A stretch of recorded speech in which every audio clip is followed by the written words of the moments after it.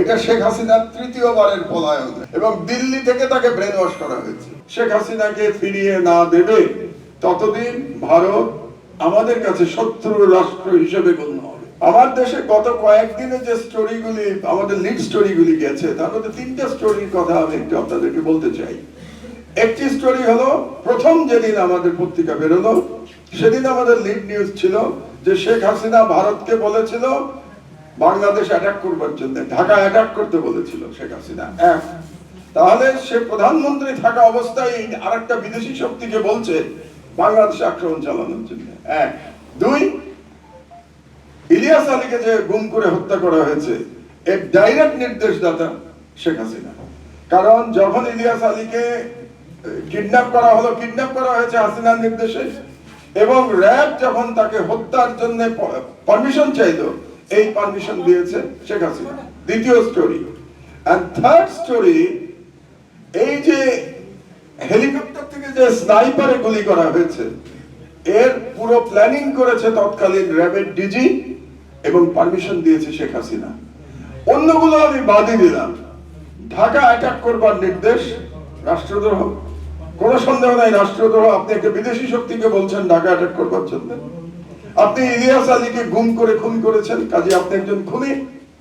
এবং তিন নম্বর হচ্ছে আপনি স্নাইপার দিয়ে মানুষ হত্যা করেছেন, ছাত্র হত্যা করেছেন, জনগণ হত্যা করেছেন, একটা শিশুকেও হত্যা করেছে স্নাইপার দিয়ে। তার জন্য তিনি খুনি, তাহলে তার জন্য বিচার হতে হবে না? বিচার হতে হবে।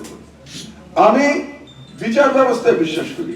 আমি শাহবাগের মধ্যে বলবো না ফাঁসি চাই, আমি বলবো না, কারণ ফাঁসি চাই কথাটাই ফ্যাসিবাদী বয়ান। আমি বলবো বিচার চাই। বিচার যেটা আছে বাংলাদেশের আইনে, যে বিচার আছে সেই বিচার শেখ হাসিনার হতে হবে। কাজে ভারত যদি আমাদের সাথে, আমি বন্ধুত্ব শব্দটা বলবো না, আসলে প্রতিবেশীর মধ্যে বন্ধুত্ব খুব কঠিন, কারণ প্রতিবেশীর মধ্যে নানা রকম হিসাব কিতাব থাকে, কম্পিটিশন থাকে, স্বার্থের ব্যাপার থাকে। এখানে বন্ধুত্ব টন্ধুত্ব চলে না। ভারত যদি বাংলাদেশের সাথে একটা ভারসাম্যমূলক সম্পর্ক চায়, আমি এই শব্দটাই বলবো, ভারসাম্যমূলক সম্পর্ক। আমরাও চাই ভারতের সাথে ভারসাম্যমূলক সম্পর্ক। এটা যদি চায় তাহলে অবশ্যই শেখ হাসিনাকে বাংলাদেশে ফিরিয়ে দিতে হবে, যাতে আমরা শেখ হাসিনার বিচার এই দেশে করতে পারি। এবং এটাই হবে আমাদের মিনিমাম ডিমান্ড ভারতের কাছে। এবং এই ডিমান্ডের উপর বেসিস করেই আমাদের ভারসাম্যমূলক যে সম্পর্ক সেটার সূচনা হতে হবে। যতদিন ভারত শেখ হাসিনাকে ফিরিয়ে না দেবে ততদিন ভারত আমাদের কাছে শত্রু রাষ্ট্র হিসেবে গণ্য হবে। কারণ সরাসরি আপনার একজন এত বড় অপরাধীকে যারা আশ্রয় দিয়েছে, শুধু আশ্রয় দেয়নি, ভারতে বসে হাজার রকম ষড়যন্ত্র চলছে, সেই ষড়যন্ত্রের নেতৃত্ব দিচ্ছে হাসিনা ভারতে বসে। কাজে এর থেকে বড় শত্রুতামূলক কর্মকাণ্ড আর হতে পারে না। কাজে এখন পর্যন্ত ভারত প্রমাণ করেছে যে India is an enemy of Bangladesh.